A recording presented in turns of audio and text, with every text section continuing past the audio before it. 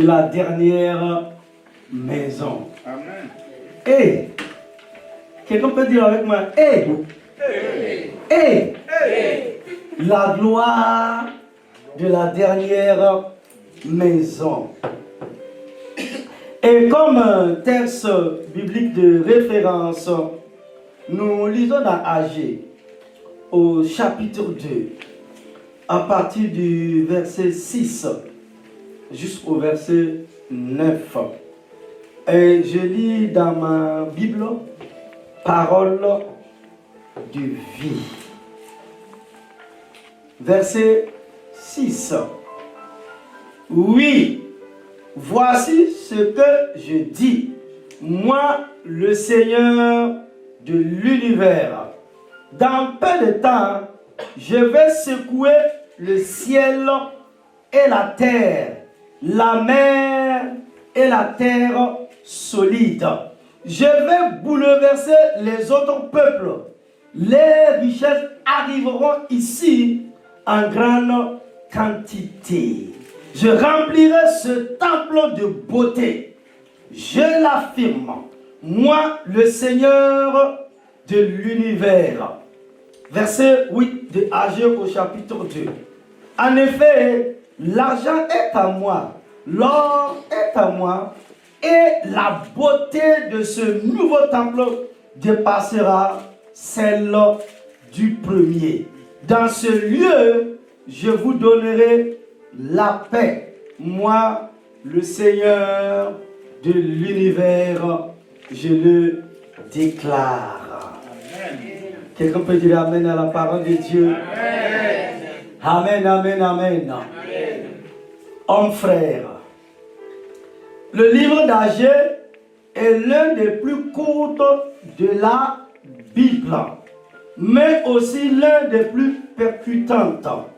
À travers deux courts chapitres, Dieu parle à un peuple fatigué, découragé et spirituellement endormi, revenu d'exil à Babylone. Ce peuple avait un mandat, rebâtir la maison de Dieu à Jérusalem. Mais au fil du temps, la pression, la peur et les priorités de la vie quotidienne avaient pris le dessus. Chacun s'était replié sur ses propres affaires, laissant le temple de Dieu en ruine. C'est dans ce contexte que la voix prophétique d'Agé retentit. Considérez attentivement vos voix.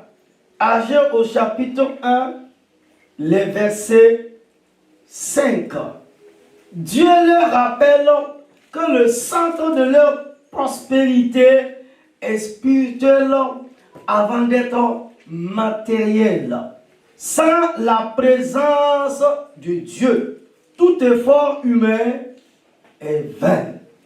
Le Seigneur appelle son peuple à répartir son peuple, non par orgueil religieux, mais pour rétablir sa gloire au milieu d'eux.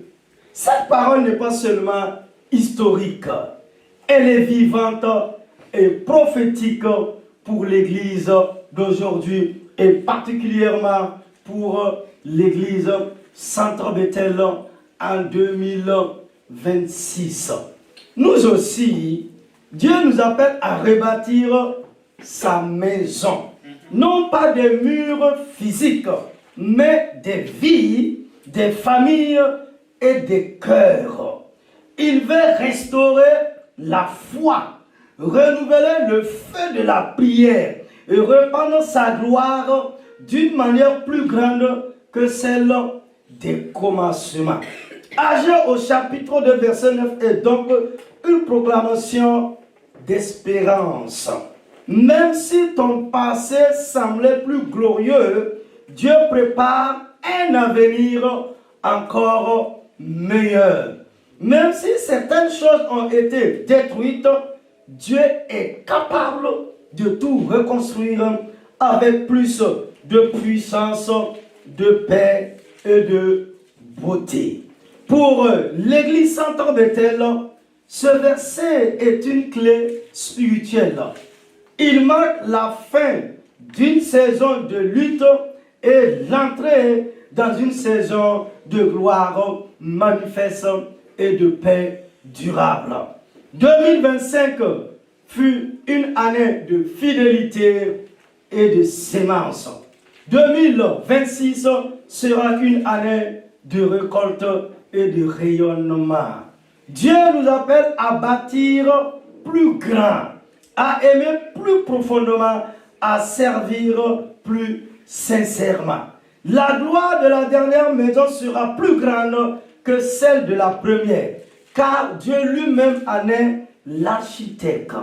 C'est ce que je vous propose de voir en 5 points au cours de cet enseignement de la traversée.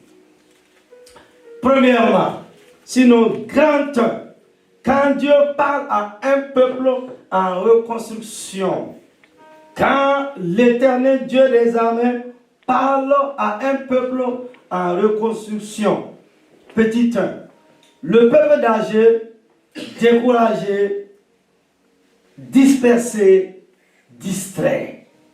Après 70 années d'exil à Babylone, sur les rives de Babylone, le peuple d'Israël revient enfin dans sa terre promise. Le roi Cyrus leur a même permis de reconstruire le temple. Mais les réalités du terrain sont dures. Les ennemis environnants s'opposent à leur travail. Les ressources manquent. Et surtout, le peuple se lasse. Ils avaient commencé avec enthousiasme.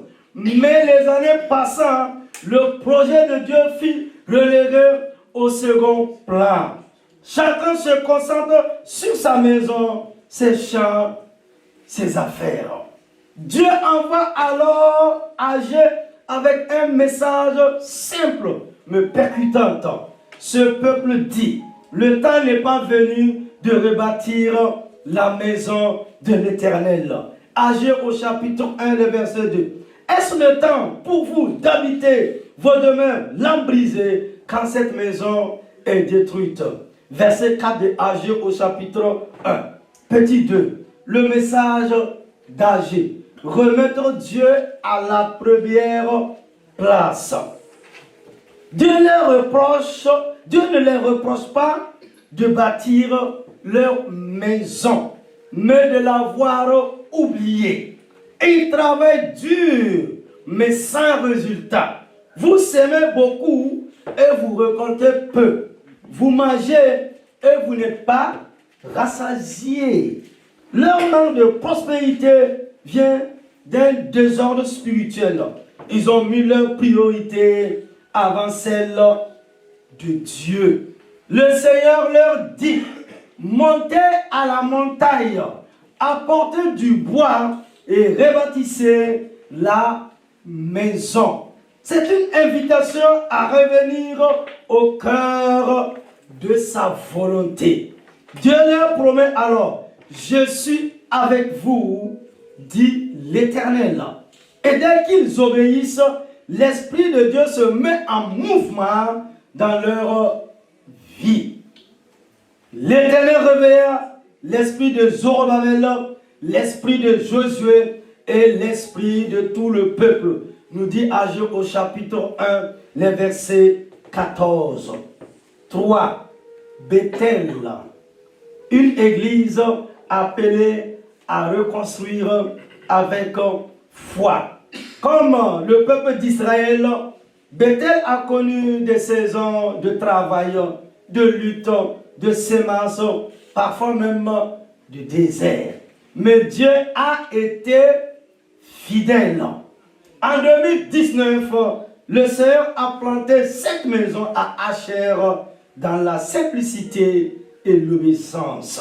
Aujourd'hui, Dieu nous appelle à continuer à bâtir, non dans l'épuisement, mais dans la conscience de sa présence.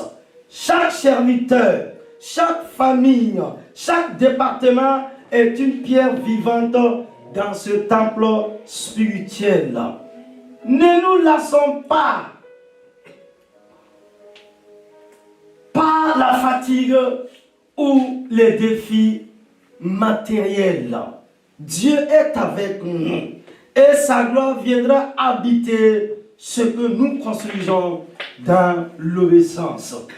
Avant de rebâtir des murs, Dieu veut rebâtir le cœur. Chaque membre doit devenir un temple purifié, prêt à recevoir la gloire de l'Éternel. Considérez attentivement vos voies, dit l'Éternel. Cette phrase résonne encore aujourd'hui, car rebâtir, c'est réparer notre relation avec Dieu, restaurer la prière personnelle, retrouver la passion du service, replacer Christ au centre du tout. Dieu dit à son peuple, sinon Dieu dit à son église, je suis avec vous. Cette phrase est la base de toute gloire future. La gloire ne viendra pas par la performance ni par le prestige, mais par la présence manifeste du Saint-Esprit dans une communauté unie et consacrée. C'est pourquoi Bethel doit demeurer une maison d'obéissance, une maison de présence, une maison de prière, une maison de paix. Et nous arrivons au grand 2. Deuxièmement, la gloire passée, la gloire présente et la gloire à venir. 1. La gloire du premier temple. Une splendeur matérielle. Le premier temple, celui que le roi Salomon avait bâti, était un chef d'œuvre d'architecture et de beauté. C'était un lieu d'or, d'encens, de chants, de sacrifices et de lumière. Mais au-delà de sa magnificence, ce qui faisait sa vraie gloire, c'était la présence manifeste de l'Éternel Dieu. Il nuée remplit la maison de l'Éternel et les sacrificateurs ne purent y rester pour faire le sacrifice, car la gloire de l'Éternel remplissait la maison. 1 Roi au chapitre 8, les versets 10 et 11. Cette gloire divine témoigne d'une relation intacte entre Dieu et son peuple. Mais lorsque le péché, l'idolâtrie et la désobéissance ont envahi le peuple d'Israël, cette gloire s'est retirée. Le temple a été détruit et la captivité à Babylone a marqué la fin d'une époque. 2. Un peuple découragé face à une gloire perdue.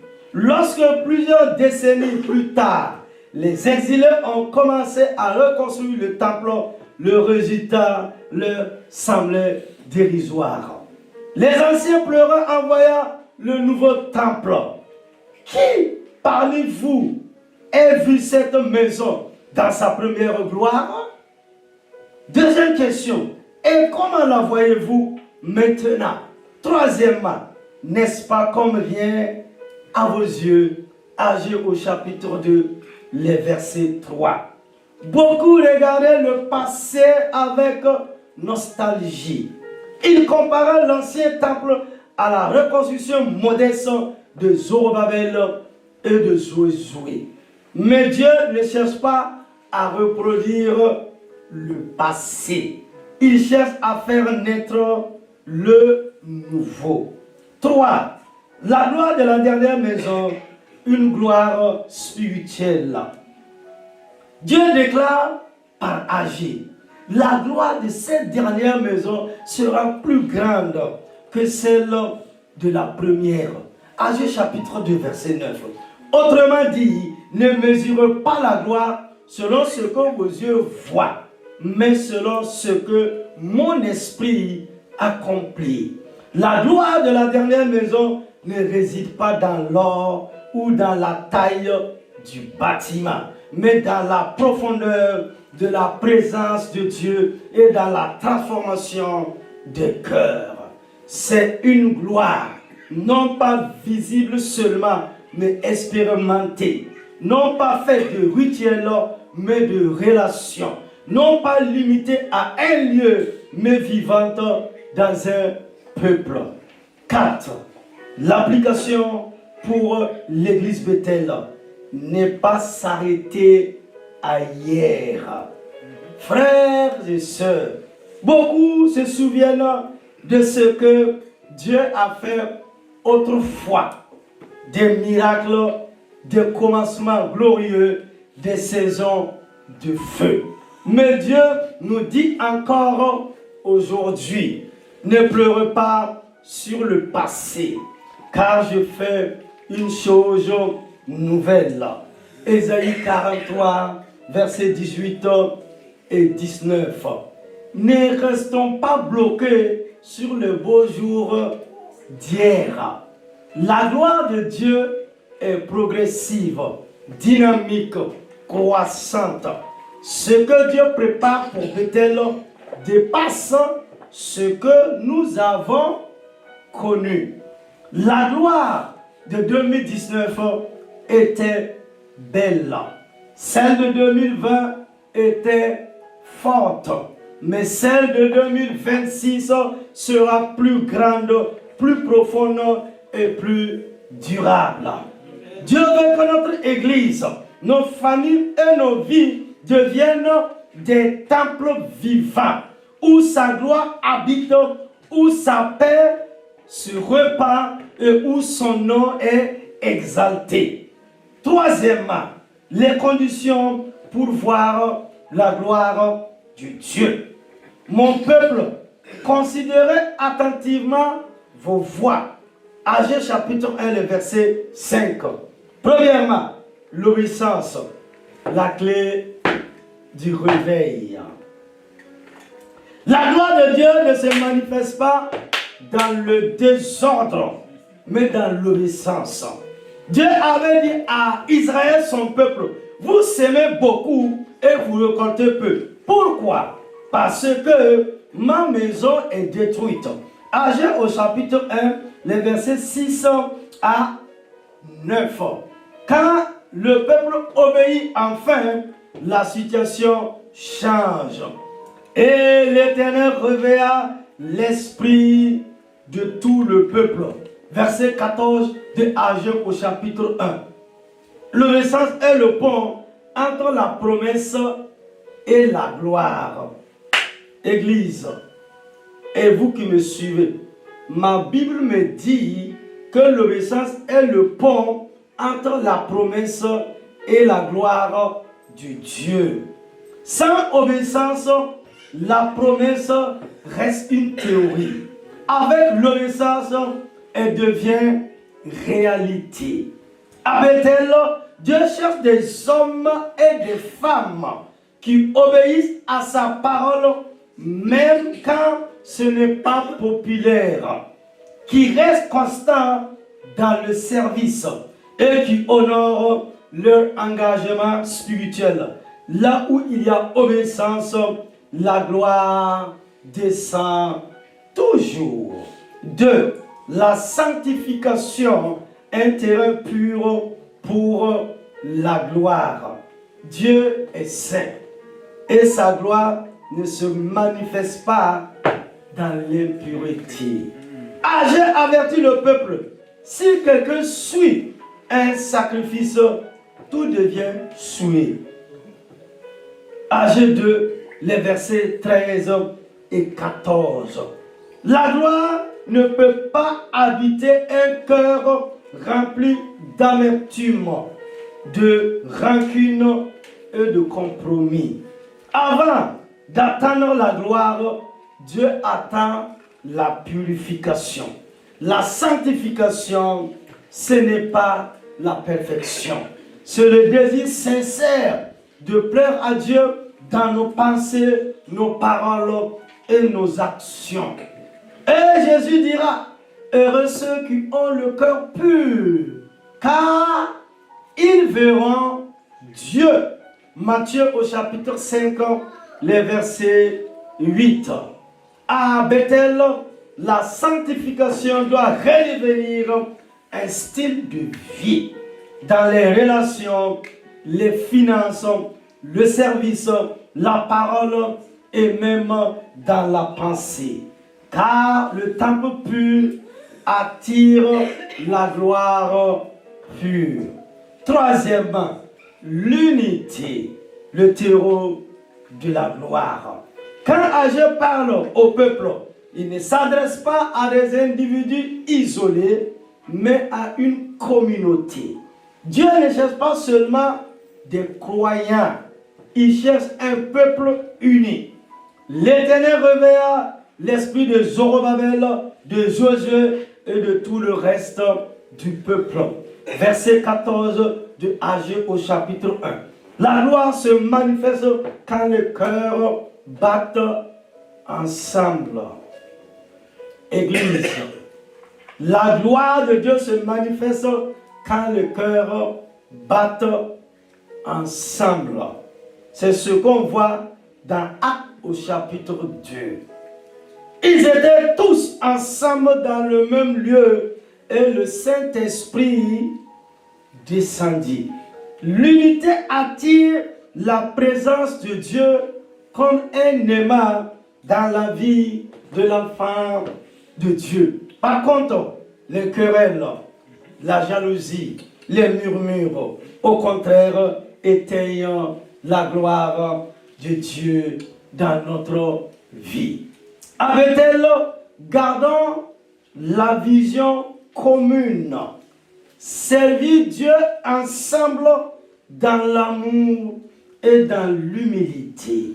L'unité n'est pas l'absence de différence, c'est la décision de rester connectés malgré nos différences. 4. La prière et l'adoration, la porte de la gloire. Lorsque le temple de Salomon fut inauguré, c'est pendant la louange que la gloire remplit la maison de Dieu. 2 Chroniques au chapitre 5, les versets 13 et 14. La prière ouvre le ciel et la louange fait descendre la gloire de Dieu. Une église qui prie devient un lieu de visitation.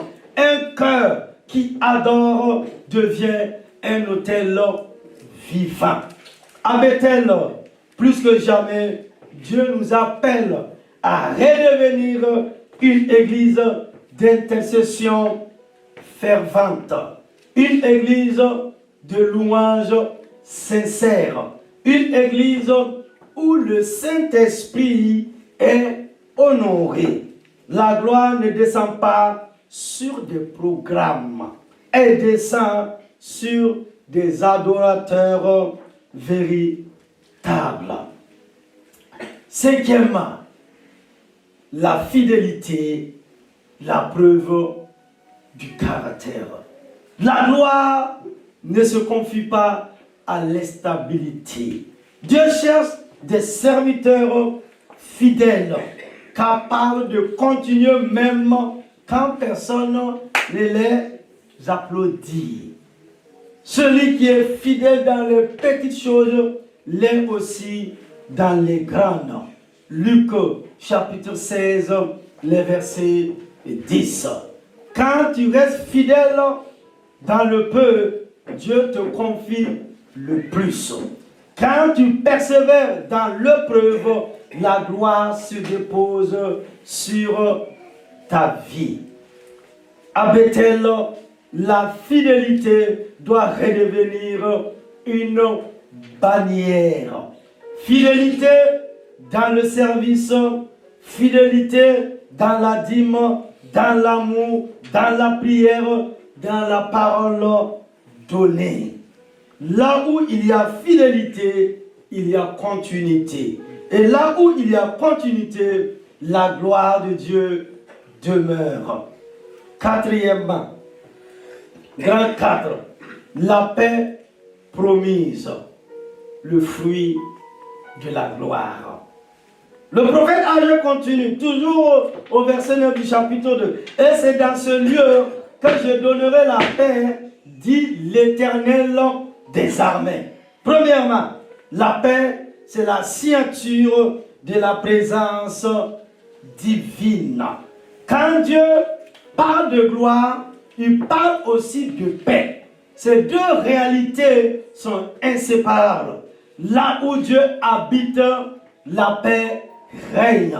La paix dont il est question ici n'est pas une simple absence de conflit, mais une sérénité intérieure, une stabilité spirituelle et un ordre céleste établi sur la terre. Dans la Bible, le mot shalom signifie plénitude, bien-être, harmonie, prospérité et repos.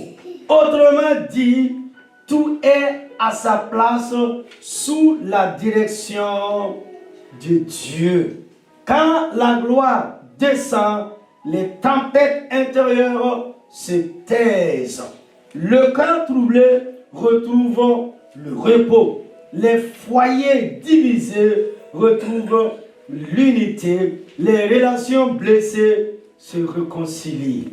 Deuxièmement, la paix ne vient pas d'un environnement, mais d'une présence. Beaucoup de chrétiens, je dirais beaucoup d'enfants de Dieu, cherchent la paix dans les circonstances. Un bon travail, des finances stables, un environnement paisible. Mais la vraie paix ne dépend pas de ce qui nous entoure. Elle dépend de qui est en nous. Et Jésus dit, je vous laisse la paix. Je vous donne ma paix. Je ne vous la donne pas comme le monde la donne. Jean au chapitre 14, le verset 27. La paix est le reflet de la gloire de Dieu dans le cœur du croyant, sinon dans le cœur du chrétien, sinon dans le cœur de l'enfant de Dieu. Quand Dieu est honoré dans une maison, je dirais, quand Dieu est honoré dans une vie, sa paix s'y installe naturellement. Quand le Saint-Esprit règne dans une église, la paix devient sa culture. Troisièmement, la paix, fondement du témoignage de l'église. Le monde aujourd'hui est rempli d'agitation, les guerres, les tensions sociales, l'anxiété et la peur. Et c'est justement dans ce chaos que Dieu veut que son église soit un modèle de paix. Heureux les artisans de paix, car ils seront appelés fils de Dieu. Waouh! L'homme de la croix, Jésus nous dit dans Matthieu au chapitre 5, le verset 9. Heureux les artisans de paix, car ils seront appelés fils. Sinon, ils seront appelés filles de Dieu. Bethel doit devenir une maison de paix. Paix entre les générations, paix entre les ministères, la paix dans les familles, la paix dans le service de Dieu. Quand la paix de Dieu règne, la gloire se manifeste. Et quand la gloire se manifeste, les âmes sont attirées à Christ. Quatrièmement, l'application pour Bethel. Dieu promet que dans ce lieu, il donnera la paix. Ce lieu n'est pas seulement géographique, c'est un état spirituel. Chaque fois que nous honorons sa présence, nous devenons ce lieu. En 2026, le Seigneur veut que Bethel soit un sanctuaire de paix, un refuge pour les cœurs fatigués, un espace de restauration spirituelle et une école de réconciliation. Quand le monde viendra chercher la paix, qu'il la trouve dans la maison de Dieu. Cinquièmement, le dernier point, manifester la gloire dans notre monde.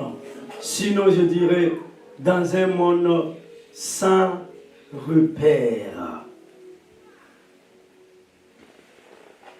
La terre sera remplie de la connaissance de la gloire de l'Éternel, comme les eaux couvrent la mer, nous dit le prophète Habakkuk au chapitre 2, les versets 14 de son livre. Premièrement, le monde en crise de repères spirituels.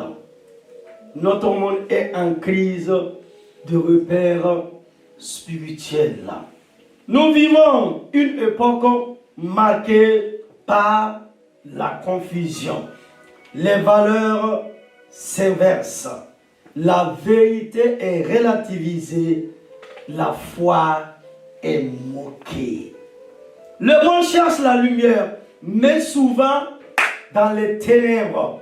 Notre monde cherche la lumière, mais souvent dans les ténèbres. C'est dans ce contexte que Dieu appelle son Église à se lever. Non pas pour juger, mais pour illuminer. Non pas pour se cacher, mais pour rayonner. Jésus dira, vous êtes la lumière du monde.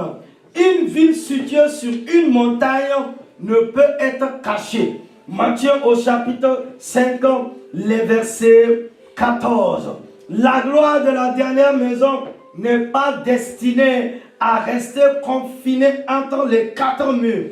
Elle doit éclairer la société dans tous ses domaines. 2. Porter la gloire de Dieu dans la vie quotidienne. Manifester la gloire, ce n'est pas seulement prêcher, chanter ou prier. C'est vivre Dieu dans son quotidien. C'est laisser sa présence influencer nos paroles, nos choix, nos attitudes. Un chrétien rempli de gloire devient un témoin dans son lieu de travail, un modèle dans sa famille, un canal de bénédiction dans sa communauté.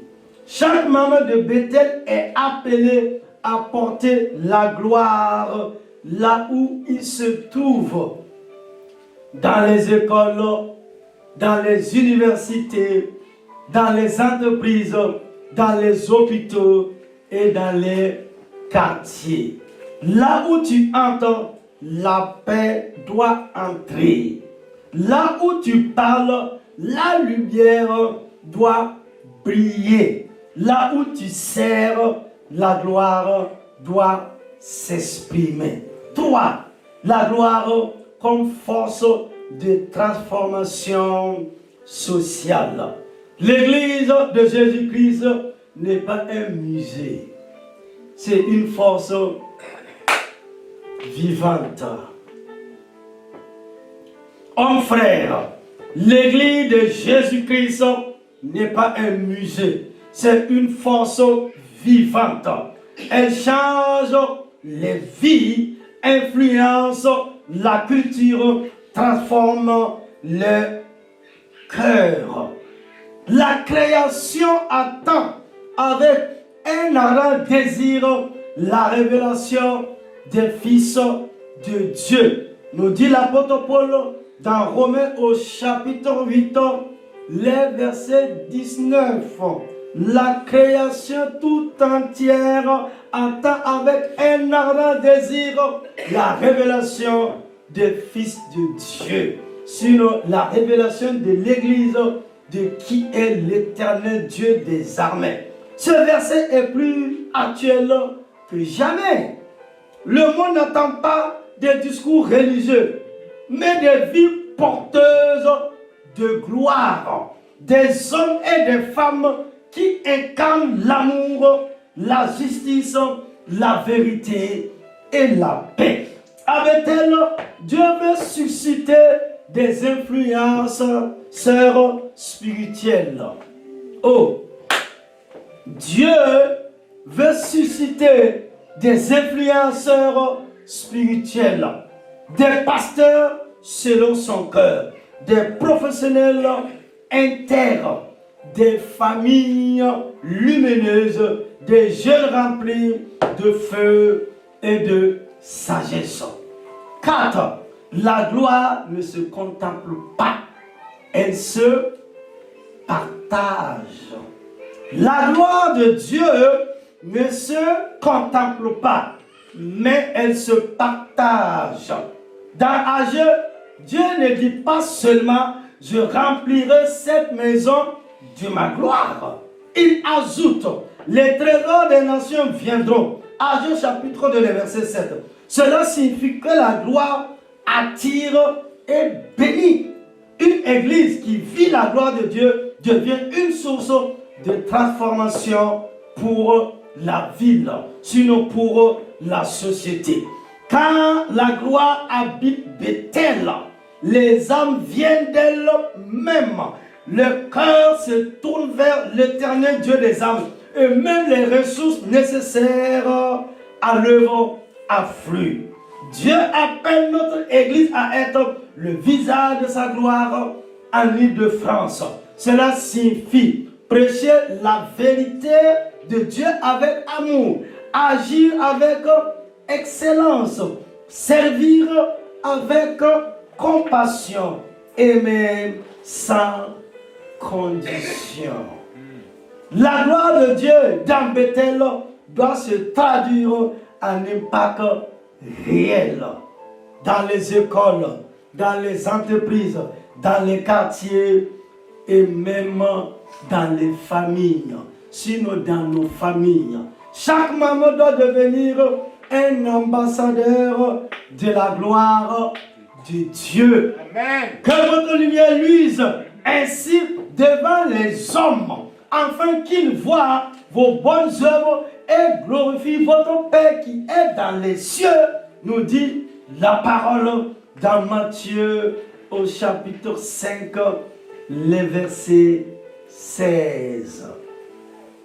Hommes frères, que votre lumière luise ainsi devant les hommes, afin qu'ils voient vos bonnes œuvres et glorifient votre Père céleste, sinon votre Père qui est dans les cieux. Amen. Nous dit Jésus dans Matthieu au chapitre 5, les versets 16. Et je vais conclure. Nous sommes à l'introduction générale. De janvier à décembre, je vais vous parler de la gloire de Dieu. Qu'est-ce que la gloire de Dieu dans une vie? Suivez-moi attentivement. La gloire de Dieu va manifester la guérison dans ta vie. Amen. La délivrance, Amen. La paix, la joie, l'exaucement. Tout ce que vous appelez bénédiction. La gloire de Dieu va t'amener à une nouvelle dimension. La gloire de Dieu va te prendre de la poussière et te faire régner dans cette vie. C'est une gloire manifestée. c'est une réalité que Dieu vit en nous.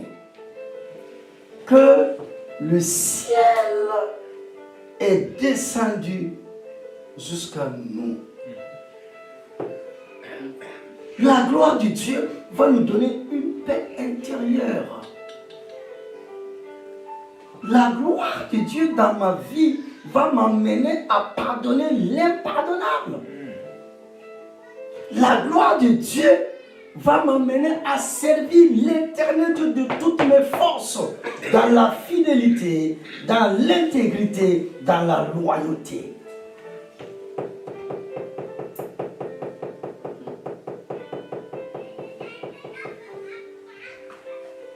C'est une présence divine qui fait de toi un homme béni, une femme bénie, un enfant de Dieu qui vit dans la réalité de ce que Dieu l'a promis, dans la puissance de l'onction de l'Esprit de Dieu, l'enfant de Dieu qui ne craint pas la vallée de l'ombre de la mort. La gloire de Dieu va t'amener à dire, comme les Daniel, même si Dieu ne se lève pas, je continuerai à être fidèle. La gloire de Dieu va t'amener à provoquer le ciel. C'est ce que ces jeunes héros ont fait. Ils ont dit, oh majesté, oh roi, même si la gloire de Dieu ne descend pas jusqu'à nous, ce que Dieu a dit, nous allons obéir. Ah!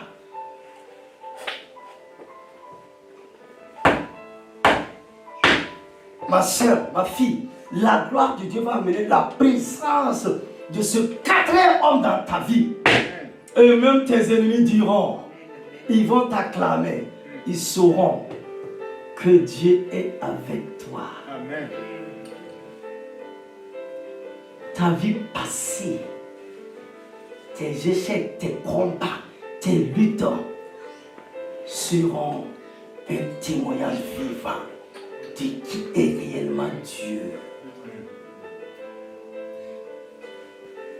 Tu vivras la beauté de l'excellence de Dieu.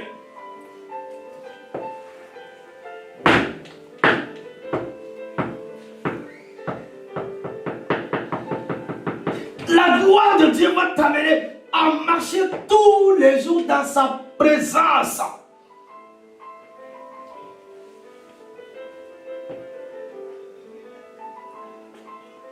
Nous avons contemplé sa gloire. Oh yes, la gloire du Fils unique de Dieu vivant.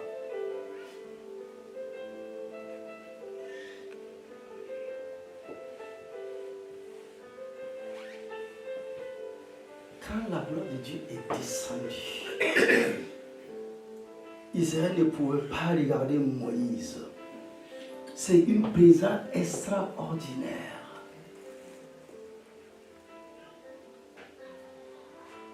Dieu est descendu sur le Sinaï. La gloire de Dieu a changé cet endroit-là. Écoute-moi, ma fille. Écoute-moi bien.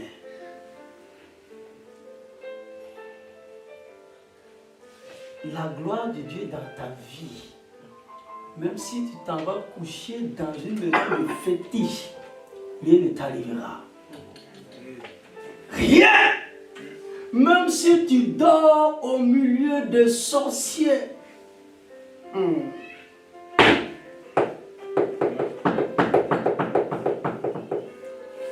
Cette gloire de Dieu était sur Genève, chez Potiphar, dans cette maison idolâtrée. Dites-moi, lisons. On ne l'a jamais délivré.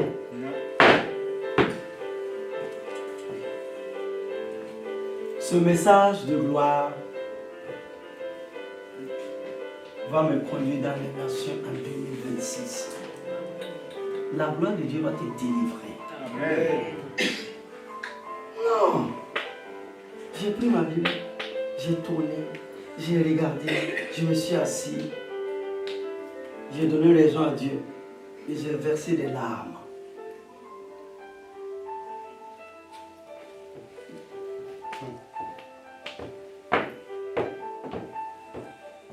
Dieu dit à Agé, dit à Israël qui est mon peuple, il dit, considérez attentivement vos voix.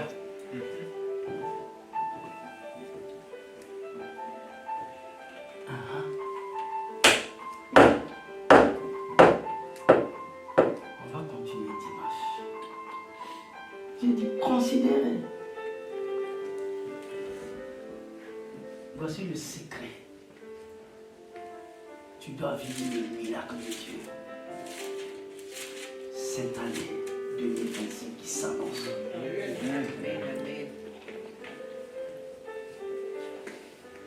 Les choses doivent changer. Non.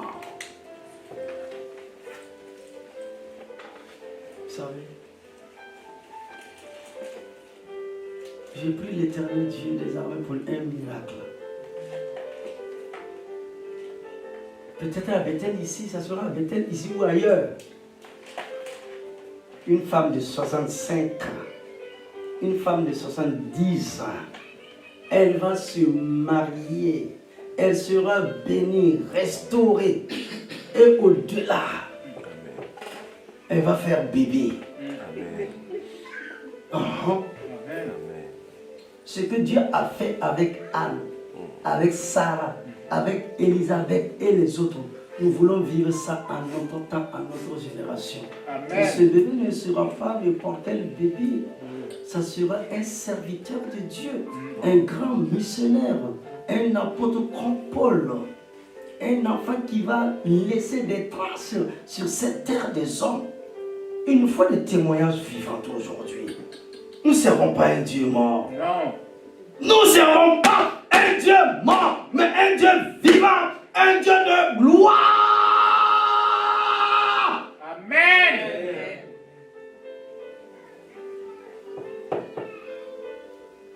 Alléluia. Conclusion.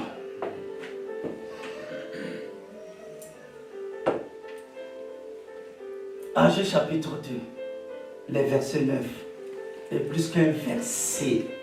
C'est une prophétie vivante. Dieu nous y révèle son intention pour chaque génération. La gloire croissante. Cette gloire n'est pas statique. Elle évolue, s'identifie, se renouvelle. Dieu ne veut pas que nous restons dans le souvenir d'hier, mais que nous marchons vers une gloire toujours plus grande. La gloire d'hier nous a formés. La gloire d'aujourd'hui nous fortifie et la gloire de demain nous transformera. Amen, amen, amen. Lève-toi et acclame très très fort la parole de Dieu. Retiens-toi de lui, mon frère, ma soeur, et de tout ton cœur, acclame la parole de Dieu. Dès qu'on peut acclamer très très très fort la parole de Dieu, parce à cette année, la prophétie s'accomplira, la gloire de Dieu se manifestera, la puissance de Dieu se manifestera dans ta vie. Acclame encore l'ancien des jours, acclame encore celui qui est assis sur le trône, et élève ta voix et commence à rendre grâce à l'Éternel Dieu des armées.